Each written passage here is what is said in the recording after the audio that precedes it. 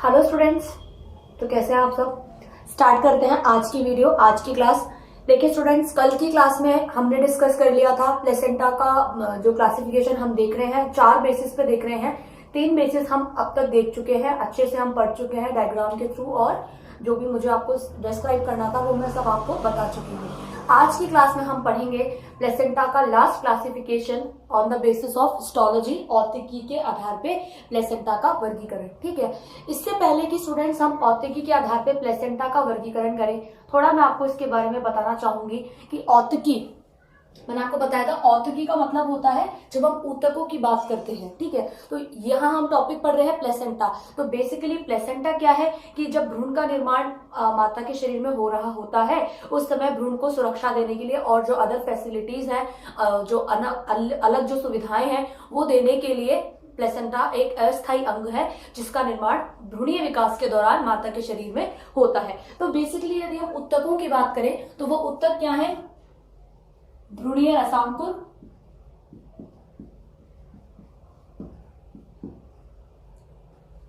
ठीक है, और माता के शरीर की बात करें तथा गर्भाशयी ऊतक। आपको पता है कि गर्भाशय क्या है?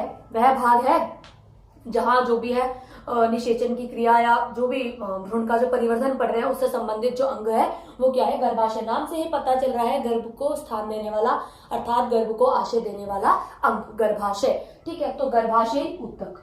तो बेसिकली क्या होता है, इनकी उपस्थिति की कौन भ्रूणीय रसांकुर यानी कि भ्रूण का कौन कौन सा भाग प्लस गर्भाशय का कौन कौन सा भाग उपस्थित होगा, उसके आधार पे जब हम प्लेसेंटा का वर्गीकरण करते हैं तो उसी को हम कहते हैं औतिकी के आधार पे प्लेसेंटा का वर्गीकरण। तो बेसिकली इसमें आप 6 चीजें पढ़ेंगे। ठीक है, पहले मैं आपको बता देती हूँ कि देखिए बेटा, जब भ्रूण का निर्माण होता है तो माता के शरीर में और भ्रूण दोनों के बीच में कनेक्शन समझ लीजिए आप। प्लेसेंटा क्या है? बेसिकली इन दोनों के बीच में एक कनेक्शन, कनेक्टिव लिंक है या कनेक्शन है, दोनों के मध्य एक संबंध है। तो भ्रूण और माता के शरीर के मध्य में क्या होता है कि जो रक्त है और जो अदर जो मटेरियल है, पदार्थ है, आवश्यक पदार्थ, उसका ट्रांसफर होता है। ठीक है, वो इधर से उधर, मतलब माता के शरीर से भ्रूण तक पहुंचाया जाता है। तो माता के शरीर से भ्रूण तक जो आवश्यक पदार्थ और रक्त या जो भी आप कह लीजिए मटेरियल, हॉर्मोन्स एक्सेट्रा, जितना भी मटेरियल पहुंचाया जा रहा है, तो उसको पहुंचाए जाने के दौरान उसे कुछ बैरियर क्रॉस करने पड़ते हैं। क्या क्रॉस करने पड़ते हैं? कुछ बैरियर या कुछ अवरोध क्रॉस करने पड़ते हैं। टोटल वो 6 बैरियर है। उसके बेसिस पे ही हमने औतिकी के आधार पे प्लेसेंटा का वर्गीकरण किया है। उन 6 बैरियर में से 3 तो आपके भ्रूण से संबंधित है और 3 आपके माता से संबंधित है। तो जो भ्रूण से संबंधित है उन्हें तो कह दिया भ्रूणीय ऊतक, ठीक है, या भ्रूणीय अवरोध, तथा जो माता से संबंधित है उन्हें हमने कह दिया मात्रक ऊतक या मात्रक अवरोध। तो सबसे पहले मैं आपको बता देती हूं कि भ्रूणीय अवरोध यानी कि भ्रूण का वो कौन कौन सा भाग है जो क्रॉस करना पड़ेगा। तो इसमें सबसे पहले है भ्रूणीय रक्त वाहिकाओं की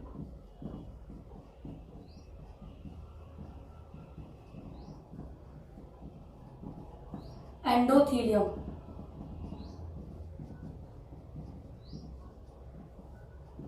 ठीक है, दूसरा है कोरियोनिक संयोजी ऊतक।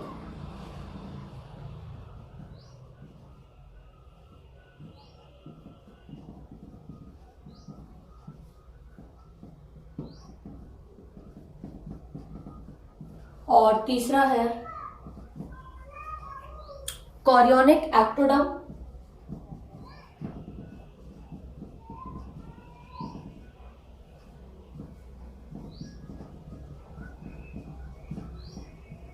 या इसका एक नाम और होता है ट्रोफोब्लास्ट। ठीक है, यानी कि ये 3 तो है आपके भ्रूणीय अवरोध, यानी कि भ्रूण में उपस्थित अवरोध या भ्रूण से संबंधित अवरोध, बाधाएं, बैरियर्स, कुछ भी कह लीजिए आप इनको। ठीक है, तो ये 3 अवरोध हैं। अब 3 अवरोध हम देख लेते हैं। मात्रक अवरोध, मात्रक ऊतक में सबसे पहले देखेंगे गर्भाशयी एपिथेलियम, दूसरा देखेंगे गर्भाशयी संयोजी ऊतक, और तीसरा देखेंगे गर्भाशयी रक्त वाहिकाओं का समूह। ठीक है, ये टोटल कितने हो गए आपके, 3 ये और 3 ये, टोटल हो गए आपके 6 अवरोध। कितने अवरोध हो गए, 6 अवरोध। अब इन अवरोध के बेसिस पे ही, ठीक है, इन बैरियर्स के बेसिस पे ही जितने भी आप प्लेसेंटा का वर्गीकरण पढ़ेंगे औद्योगिक के आधार पे, वो बेसिकली इन 6 अवरोधों से रिलेटेड ही होंगे। एक एक अवरोध कम होता जाएगा, ठीक है, एक एक अवरोध कम होता जाएगा। स्टार्टिंग में सबसे पहला जो आप पढ़ेंगे उसमें ये 6 अवरोध सारे देखेंगे आप, फिर धीरे धीरे करके एक एक अवरोध कम होता जाएगा, यानी कि एक एक बैरियर, पहले भ्रूण का एंड देन मात्रक का कम होता जाएगा, और उसी के बेसिस पे आप एक एक तरह का जो है प्लेसेंटा का वर्गीकरण पढ़ते जाएंगे। ठीक है, पहले ये बताने का उद्देश्य यही था ताकि सबसे पहले आपको ये क्लियर हो जाए कि वो 6 कौन कौन से अवरोध हैं जो भ्रूण और माता के मध्य जो है उपस्थित होते हैं और उन्हें क्रॉस करने पड़ते हैं। तो बेसिकली ये 6 आपके अवरोध हैं। ठीक है, अब इन्हीं अवरोध के बेसिस पे हम प्लेसेंटा का वर्गीकरण देख लेते हैं, जिसमें सबसे पहले है हमारा एपिथेलियोकोरियल प्लेसेंटा। देखिए स्टूडेंट्स, अभी अभी मैंने आपको बताया है कि सबसे पहला जो प्लेसेंटा होगा उसे टोटल 6 के 6 बैरियर्स क्रॉस करने पड़ेंगे यदि उसे पोषक पदार्थों रक्त का आपस में एक्सचेंज करना है, तो उसे ये 6 के 6 अवरोध पार करने पड़ेंगे। जो 6 अवरोध में से 3 है आपके भ्रूणीय अवरोध और 3 है आपके मात्रक अवरोध। डायग्राम में आप देख रहे हैं, क्लियरली विजिबल है। 6 के 6 अवरोध मैंने यहाँ पे आपको मेंशन किए हैं, first, second, third, fourth, fifth and sixth. यानी कि कहने का मतलब ये है कि जो सबसे पहले प्रकार की प्लेसेंटा है एंडोथेलियल कोरियल प्लेसेंटा, उसमें क्या होता है, उसमें 6 के 6 अवरोध पार करने पड़ते हैं। इसके बाद में नेक्स्ट जो हम पढ़ेंगे सिंडेस्मो और उसके आगे जो हम बढ़ते जाएंगे तो उसमें क्या होगा, ये एक एक अवरोध कम होते चले जाएंगे। उसी के आधार पे प्लेसेंटा का वर्गीकरण हम देखेंगे। बेसिकली आपको ये 6 के 6 अवरोध सीक्वेंस में याद रखने हैं और एक एक अवरोध कम करता जाना है डायग्राम में से और थ्योरी में से, बस यही है और कुछ भी इसमें नहीं है। यदि एग्जाम्पल की बात करें तो एग्जाम्पल देखें, इस प्रकार की प्लेसेंटा किस किस में उपस्थित होती है, पिग्स में यानी कि सुअर में, घोड़े में और मार्सुपियल एनिमल्स में इस प्रकार की प्लेसेंटा उपस्थित होती है। ठीक है, ये स्टूडेंट्स हो गई first type of placenta which is endotheliochorial placenta, जिसमें 6 के 6 बैरियर्स क्रॉस करने पड़ रहे थे। सेकेंड हम आ जाते हैं सिंडेस्मो। सेकेंड क्या है, सिंडेस्मोकोरियल प्लेसेंटा है। बाकी सब एज इट इज रहेगा। मैं आपको सिंपल सी ट्रिक बता दूंगी जो आपको याद करने में आसानी रहेगी। सिंडेस्मोकोरियल प्लेसेंटा, अब ये क्या होता है, देखिए सिंडेस्मोकोरियल प्लेसेंटा में क्या होता है, मैंने आपको बताया कि एक एक अवरोध कम होगा। तो टोटल कितने थे, फर्स्ट में 6 थे, तो यहां पे कितने रह जाएंगे, 5 रह जाएंगे। तो 5 में से अब इन 6 में से जाएगा कौन, सबसे पहले जाएगा आपके मात्रक अवरोध का जो पहला बैरियर है विच इज गर्भाशय उपकला, ये चला जाएगा भाई। तो टोटल कितने बैरियर हो गए आपके, टोटल आपके बच गए 5 बैरियर। कितने बच गए स्टूडेंट्स, 5 बैरियर। भाई 3 तो भ्रूणीय ऊतक के एज इट इज रहेंगे और इसका जो सबसे इंपॉर्टेंट, जो सबसे पहला जो बैरियर था विच इज गर्भाशय एपिथेलियम, ये देखिए यूटेराइन एपिथेलियम, यूटेराइन होता है इंग्लिश में, यूट्रस बोलते हैं गर्भाशय को, तो यूट्रस से रिलेटेड चीज क्या हो गया, यूटेराइन। तो ये यूटेराइन एपिथेलियम यहां से हटा दीजिए, ये लीजिए, वही हटा दिया हमने। ठीक है, तो एक बैरियर क्या हो गया इसमें, कम हो गया, ये लीजिए। तो टोटल कितने बैरियर हो गए इसके, टोटल हो गए इसके 5 बैरियर। डायग्राम ऐसा का ऐसा रहेगा, है ना, बहुत इजी, बहुत ही इजी है, कुछ भी इसमें रखने वाली चीज नहीं है। बेसिकली इस प्लेसेंटा का जो फॉर्मेशन होता है औद्योगिक के आधार में, उसमें हम बैरियर्स के बेसिस पे ही करते हैं स्टूडेंट्स। जो हम क्लासिफिकेशन करते हैं वो हम बैरियर के बेसिस पे ही करते हैं। एक एक बैरियर कम कर दीजिए और एक एक तरीके का प्लेसेंटा का फॉर्मेशन कर दीजिए। अब यदि हम बात करें कि सिंडेस्मोकोरियल प्लेसेंटा किन किन में मिलता है, तो इस तरह के प्लेसेंटा का एग्जाम्पल है गाय, भैंस, ठीक है, गाय, भैंस, बकरी, भेड़, इस तरह के। तो इस तरह के जीवों में कैसा प्लेसेंटा मिलता है, सिंडेस्मोकोरियल प्रकार का प्लेसेंटा मिलता है, अर्थात जिसमें कितने अवरोध होते हैं, केवल और केवल 5 अवरोध होते हैं। नेक्स्ट हम आ जाते हैं एपिथेलियोकोरियल प्लेसेंटा। किस पे आ जाते हैं, एपिथेलियोकोरियल प्लेसेंटा। चलिए बहुत इजी है, इसी में हम देखते जाएंगे, एक ही डायग्राम से मैं आपको सारी तरह की प्लेसेंटा बता दूंगी। ठीक है, थर्ड क्या है, एंडोथीलियोकोरियल प्लेसेंटा।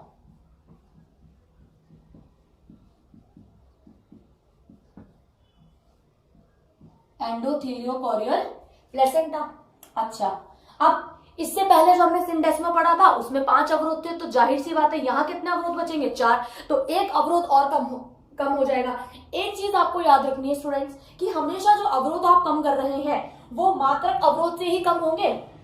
ठीक है, मात्रक अवरोध से ही कम होंगे। सबसे पहले हमने गर्भाशय उपकला को नष्ट कर दिया था इससे पहले वाले डायग्राम में, तो इसमें क्या नष्ट होगा, गर्भाशय संयोजी ऊतक, यानी कि ये वाली लेयर भी इसमें नष्ट हो जाएगी। ये लीजिए, वही कर दी हमने, नष्ट कर दी। ठीक है, तो यानी कि बचा क्या लास्ट में हमारे पास, टोटल बचे हमारे पास 4 बैरियर, जिनमें से 3 तो थे आपके भ्रूणीय अवरोध और चौथा है आपका मात्रक अवरोध। मात्रक अवरोध में अब आपके पास एक ही मात्रक अवरोध बच गया, वो है मात्रक रक्त वाहिकाओं की, मात्रक रक्त वाहिकाओं की एंडोमेट्रियम। ठीक है, ये लीजिए, तो टोटल कितने बैरियर बच गए आपके, टोटल बच गए आपके केवल 4 बैरियर। अब इसमें डायग्राम में देखिए आप, एंडोमेट्रियम कनेक्टिव टिश्यू, ये इस तरीके की जो ये रेडिश जो है इसको आप हटा दीजिए। ये लीजिए, आपने हटा दिया इसको, और ये हो गया आपके, ठीक है, ये क्या हो गई आपकी तीसरी प्रकार की प्लेसेंटा। ये लीजिए, ठीक है, यानी कि टोटल कितने बैरियर बचे, ओनली 4 बैरियर्स बचे। ठीक है, तो ये हो गई आपकी एंडोथीलियोकोरियल प्रकार की प्लेसेंटा, जिसमें 2 मात्रक स्तर जो है, यानी कि जो 2 मात्रक स्तर है, मात्रक अवरोध कह लीजिए, स्तर कह लीजिए, वो नष्ट हो चुके हैं। अब यदि बात करें हम इसके एग्जाम्पल की, तो इस तरह का एक जो प्लेसेंटा है वो मिलता है आपके कुत्ते तथा बिल्ली में। ठीक है, कुत्ते तथा बिल्ली में इस प्रकार का प्लेसेंटा देखने को मिलता है, जिसमें केवल 4 ही अवरोध देखने को मिलते हैं, जिनमें से 3 तो आपके भ्रूणीय अवरोध है और एक आपका मात्रक अवरोध है, विच इज मात्रक रक्त वाहिकाओं की एंडोथीलियम, जो यहाँ पे बच गई है। ठीक है, चलिए अब नेक्स्ट हम आ जाते हैं हीमोकोरियल प्लेसेंटा। अब इससे पहले जो हम 3 पढ़ चुके, सबसे पहले में थे 6 अवरोध, दूसरे में बचे 5, फिर बचे 4। अब सीधी सी बात है कि ये जो एक आपका मात्रक अवरोध रह गया है, फाइनली इस वाले प्लेसेंटा में ये अवरोध भी खत्म हो जाता है, और केवल कितने अवरोध बचते हैं, केवल भ्रूणीय ऊतक से संबंधित 3 अवरोध ही देखने को मिलते हैं। देखिए डायग्राम में भी आपको दिख रहा है कि ये डायग्राम उस वाले से थोड़ा सा अलग है, क्योंकि इसमें केवल ये 3 बैरियर किससे संबंधित है, आपके भ्रूणीय अवरोध से ही संबंधित है। यदि बात करें हम इस प्रकार के प्लेसेंटा किसमें देखने को मिलते हैं, तो इस तरह के प्लेसेंटा का एग्जांपल बता देती हूं मैं आपको। इस तरह के प्लेसेंटा देखने को मिलते हैं आपके प्राइमेट्स, छछूंदर तथा चमगादड़। ठीक है, चौथी प्रकार की जो प्लेसेंटा है उसमें केवल 3 बैरियर देखने को मिलेंगे, बाकी तीनों बैरियर एक एक करके नष्ट होते चले गए, और जो तीनों बैरियर देखने को मिलेंगे वो तीनों ही बैरियर आपके भ्रूणीय अवरोधों से संबंधित है, तथा इस प्रकार का प्लेसेंटा प्राइमेट्स, छछूंदर तथा चमगादड़ में पाया जाता है या बनता है। ठीक है, अब 5वां जो प्रकार है, 5वां और जो लास्ट प्रकार है वो है हीमो एंडोथीलियल प्लेसेंटा। क्या है, हीमो एंडोथीलियल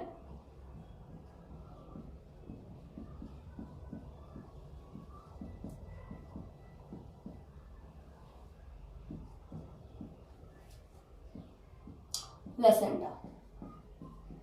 चलिए, अब यदि हम बात करें कि इस प्रकार की प्लेसेंटा में क्या होता है, देखिए तीनों मात्रक अवरोध तो पहले ही नष्ट हो चुके हैं, अब बचे आपके 3 भ्रूणीय अवरोध। तो भ्रूणीय अवरोधों में जो सबसे तीसरा जो अवरोध है, नीचे से पहला कह लीजिए या ऊपर से तीसरा कह लीजिए, जो है कोरियोनिक एक्टोडर्म, जिसका एक विशेष नाम हमने दिया है ट्रोफोब्लास्ट। ठीक है, वो लेयर भी यहाँ पे नष्ट हो जाती है। कौन सी लेयर, ये जो दिख रही है आपको इस तरीके से ब्लैक और ये रेड, तो भैया ये भी नष्ट हो गई। चलिए इसको भी नष्ट कर देते हैं, तो बची कितनी आपकी, केवल और केवल 2 बैरियर्स आपके बचे, और इस तरीके से ये ज्यादा कनेक्टिविटी शो करता है। 2 बैरियर दिख रहे हैं आपको, कौन से, रक्त वाहिकाओं का एंडोथीलियम तथा कोरियोनिक संयोजी ऊतक। ये जो कोरियोनिक एक्टोडर्म थी जिसको हमने एक अन्य नाम दिया था ट्रोफोब्लास्ट, अब ये भी यहाँ पे नष्ट हो गई।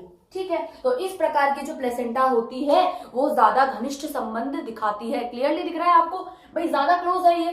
ठीक है, तो एक्सचेंज ज्यादा इजीली हो पाएगा, बैरियर्स कम है, ओनली 2 ही बैरियर्स हैं। यदि हम बात करें इस प्रकार की प्लेसेंटा किस में मिलती है, तो एग्जाम्पल है इसके खरहे अर्थात खरगोश में तथा गिनी पिग। ठीक है, इस प्रकार की प्लेसेंटा खरहे, गिनी पिग आदि इनमें मिलती है। ठीक है, तो ये तो हो गए स्टूडेंट्स हमारे प्लेसेंटा के सभी टाइप्स हमने सारे पढ़ लिए। बहुत इजी है, कुछ भी नहीं करना है आपको। भ्रूणीय और मात्रक अवरोध याद रखने हैं सीक्वेंस में, और एक एक करके सभी एक एक अवरोध को नष्ट करते जाना है, और वही आपके जो है प्लेसेंटा का वर्गीकरण करते जाएंगे। अब यदि हम बात करें जो इस चैप्टर का हमारा लास्ट टॉपिक बच रहा है, प्लेसेंटा के कार्य। भाई प्लेसेंटा क्या क्या कार्य करती है, क्या इंपॉर्टेंस है इसकी। ठीक है, तो फटाफट से अब हम देख लेते हैं प्लेसेंटा के कार्य। इंपॉर्टेंट कार्य है इसका पोषण। अच्छा, अब पोषण को कैसे समझेंगे आप कि ये क्या करती है। बेसिकली प्लेसेंटा जो होती है वो माता के रक्त से या रक्त के द्वारा भ्रूण को पोषण देने का कार्य करती है। भ्रूण को पोषण रक्त के द्वारा ही तो जो भ्रूण है उसका निर्माण हो रहा है। माता के शरीर में जो रक्त है वहीं से तो पोषक पदार्थ भ्रूण को मिल रहे हैं। तो सबसे इंपॉर्टेंट यदि इसका फंक्शन है तो वो सबसे इंपॉर्टेंट फंक्शन क्या है, न्यूट्रिशन। सेकेंड रेस्पायरेशन यानी कि श्वसन। अब भाई भ्रूण तो आपको पता है डेवलप हो रहा है, भाई भ्रूण का तो विकास चल रहा है अभी, तो भ्रूण को श्वसन यानी कि श्वसन की क्रिया कैसे करेगा, तो वो क्रिया भी किसके द्वारा कराई जाती है, प्लेसेंटा के द्वारा कराई जाती है। तो श्वसन दूसरा इंपॉर्टेंट कार्य हो गया इसका। तीसरा इंपॉर्टेंट कार्य है इसका उत्सर्जन। उत्सर्जन, ठीक है, कि जो अनावश्यक पदार्थ होते हैं, ठीक है, जिनका कोई कार्य नहीं है, उन्हें शरीर से बाहर निष्कासित करना, इसी क्रिया को क्या कहते हैं हम, उत्सर्जन। तो उत्सर्जन का कार्य भी कौन करता है, प्लेसेंटा करती है। यानी कि प्लेसेंटा के मेन तो 3 फंक्शन हो गए आपके, जो आपकी फिजियोलॉजी के सबसे इंपॉर्टेंट पार्ट्स हैं, which is nutrition, respiration and excretion. तो ये तीनों ही कार्य विकसित हो रहे भ्रूण में कौन कराती है, प्लेसेंटा कराती है। फोर्थ है पदार्थों का संचय। ये कुछ बताना चाहूंगी इसके बारे में मैं आपको। पदार्थों का संचय, संचय का मतलब क्या समझते हैं बेटा आप, संचय का मतलब होता है स्टोरेज। ठीक है, तो ये किसका स्टोरेज करेगी, ये कुछ एलिमेंट्स का स्टोरेज करेगी, कुछ कंपाउंड्स का स्टोरेज करेगी। और वो कंपाउंड्स क्या है, जैसे कि फैट, ग्लाइकोजन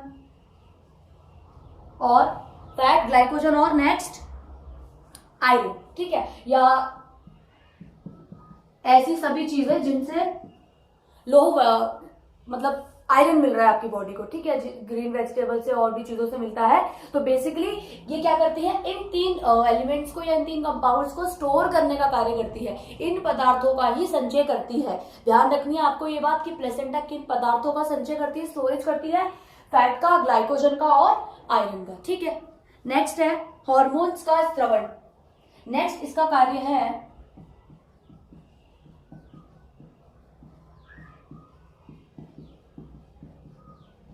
अच्छा हार्मोन्स का स्रवण क्यों जरूरी है भाई, हार्मोन्स का स्रवण इसलिए जरूरी है क्योंकि हार्मोन ही किसी भी कार्य को करने के लिए सिग्नल देते हैं, या कितने लिमिट में होना चाहिए उसकी लिमिटेशंस को जो है कवर अप करते हैं। तो हार्मोन्स का श्रवण यहाँ क्यों जरूरी है, यहाँ इसलिए जरूरी है कि जो आपको पता है एम्ब्रियो का जब डेवलपमेंट हो जाता है तो बॉडी से बाहर उसका डिपार्चर होता है। तो बॉडी से बाहर डिपार्चर हो रहा है तो आपके ब्रेन को सिग्नल तो मिलेगा, तो वो सिग्नल कैसे मिलेगा, जब ये हार्मोन्स कुछ स्पेसिफिक हार्मोन्स ये रिलीज करती है, उसी के थ्रू सिग्नल मिलता है कि अब जो फीमेल बॉडी है वो बेबी के डिपार्चर के लिए या उसे शरीर से बाहर निष्कासित करने के लिए तैयार है। तो वो जो विशेष हार्मोन्स होते हैं जो ड्यूरिंग प्रेगनेंसी या भ्रूण के विकास के बाद या दौरान रिलीज होते हैं, वो सभी हार्मोन्स को रेगुलेट, कंट्रोल, कोऑर्डिनेट करने का काम कौन करती है, प्लेसेंटा करती है। ठीक है, हार्मोन्स है जो प्लेसेंटा जो है रिलीज करती है, वो मैं लिख देती हूँ, एस्ट्रोजन, ठीक है, गोनाडोट्रोपिन,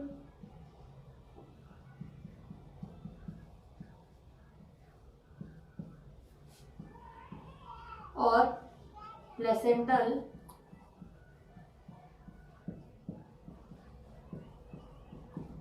लैक्टोजन। ठीक है, ये तीन तो क्या है, ये तीन तो हार्मोन्स हैं जिन हार्मोन्स का जो है प्लेसेंटा सिक्रीशन करती है। इसके अलावा एक इंपॉर्टेंट हार्मोन और मैं आपको बताना चाहूंगी, शायद जिसके बारे में आपने पहले ना सुना हो ना पढ़ा हो। एक इंपॉर्टेंट हार्मोन और होता है विच इज रिलैक्सिन। ठीक है, बहुत इंपॉर्टेंट है ये, लिख दिया मैंने। क्यों इंपॉर्टेंट है, देखिए नाम से आपको पता चल रहा है रिलैक्सिन। रिलैक्स का मतलब क्या होता है, आराम, विश्राम। तो आराम किसे चाहिए यहाँ पे, देखिए जो भ्रूण है उसका पूरा विकास हो चुका माता के शरीर के अंदर, अब उसे शरीर से बाहर निकलना है। तो शरीर से बाहर निकलने के लिए उसे जो मांसपेशियां या जो पेशियां आप कहते हैं उन्हें, उनका रिलैक्स होना जरूरी है। यदि वो एक्टिवेट रहेंगी तो कोई भी चीज बॉडी से बाहर कैसे जाएगी, उनका रिलैक्स होना जरूरी है। तो वो रिलैक्स कब होंगी, जब ये रिलैक्सिन हार्मोन, प्लेसेंटा जो है इस रिलैक्सिन हार्मोन का सिक्रीशन करती है। उसके बाद ही जो गर्भाशय के वहां पे जो उपस्थित जो रसांकुर या जो पेशियां होती हैं वो रिलैक्स होती हैं, और उसी के बाद ही जो भ्रूण है वो शरीर, माता के शरीर से बाहर की ओर डिपार्चर होता है। तो आप समझ गए, इसके आगे मैंने इंपॉर्टेंट क्यों लिखा, जब तक ये हार्मोन रिलीज नहीं होगा बेबी का डिपार्चर पॉसिबल नहीं है। यानी कि बेबी के डिपार्चर के लिए, उसको बॉडी से बाहर निकलने के लिए ये हार्मोन रिलीज होना बहुत ही ज्यादा इंपॉर्टेंट है। ठीक है, इसलिए इसका नाम ही क्या है, रिलैक्सिन, यानी कि जो फीमेल बॉडी को रिलैक्स कर रहा है एज वेल एज बेबी के डिपार्चर के लिए रेस्पॉन्सिबल है, which is known as relaxin hormone, जिसका सिक्रीशन भी कौन करती है, प्लेसेंटा ही करती है। नेक्स्ट है, नेक्स्ट इंपॉर्टेंट कार्य और है इसका, यहां लिख देती हूं मैं, रोग प्रतिरोधक क्षमता। रोग प्रतिरोधक क्षमता, इम्यूनिटी जिसको आप कहते हैं। Now what is immunity, immunity का मतलब क्या होता है, इम्यूनिटी का मतलब होता है कि रोगों से लड़ने की क्षमता। ठीक है, रोगों से लड़ने की क्षमता, जो भी आपके जीवन काल में, जो मान लीजिए कोई भी यदि आपको रोग लग गया तो उससे लड़ने के लिए आपकी बॉडी क्या बनाती है, उसके खिलाफ एंटीबॉडीज बनाती है। तो रोगों से लड़ने की क्षमता को क्या कहते हैं हम, रोग प्रतिरोधक क्षमता। तो कुछ विशेष जो रोग हैं जैसे कि डिप्थीरिया,